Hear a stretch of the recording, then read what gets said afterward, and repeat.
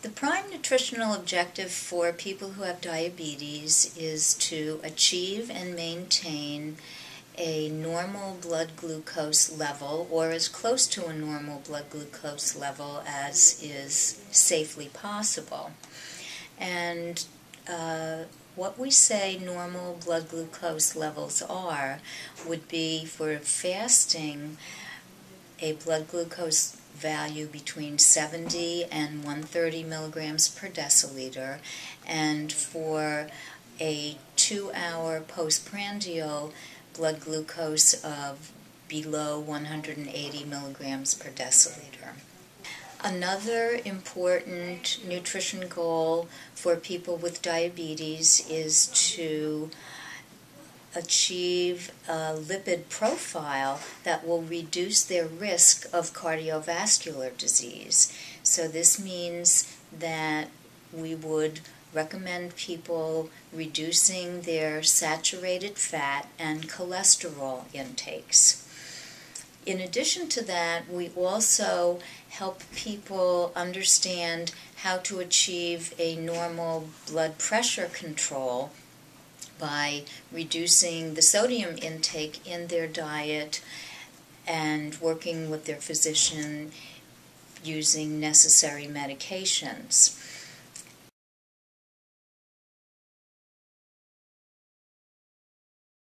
In addition, telling someone that their blood glucose results are within the target range is a better approach than telling somebody that their blood glucose results are good.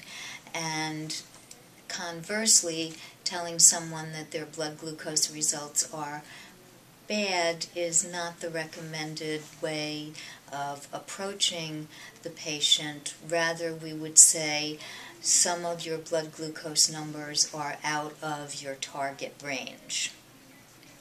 Telling a patient to follow a low-calorie diet for weight loss can have negative effects, and it also sets people up for perhaps feeling like they've failed.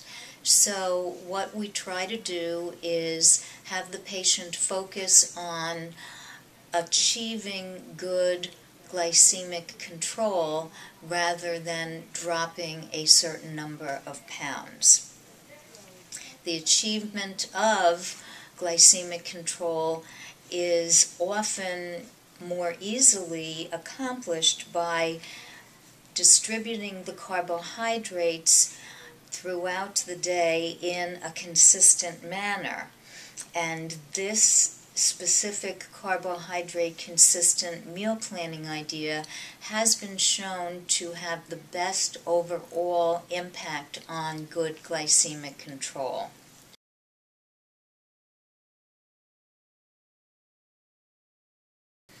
Well, firstly, a registered dietitian teaches an individual to eat in a healthy way and control their diabetes.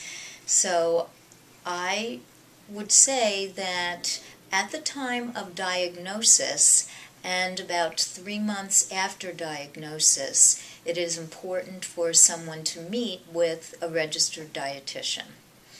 In addition to that, if there is a dramatic change in blood glucose results from daily monitoring or a dramatic change in the A1C, it would be a good time to meet with a dietitian. Other times would be when there is a change in the medical condition that is dramatic, or there is dramatic weight loss, or if a patient is overweight or obese. And one more time when it would be important is when there is a change from oral medications to insulin.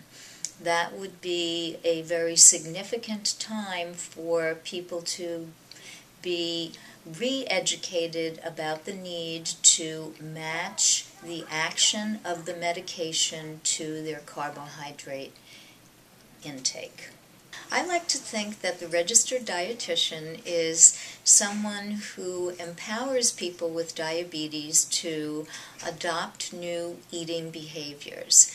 A nutrition counseling session does not just focus on food.